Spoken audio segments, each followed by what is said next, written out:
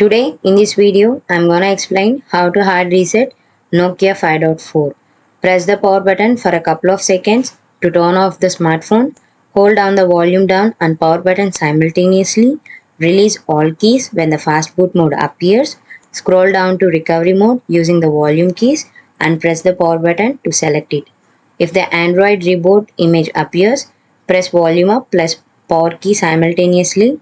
In recovery mode, navigate to wipe data or factory reset using the volume buttons. Press the power button to accept it. After choosing wipe data or factory reset, navigate to factory data reset using the volume keys and confirm it by pressing the power button.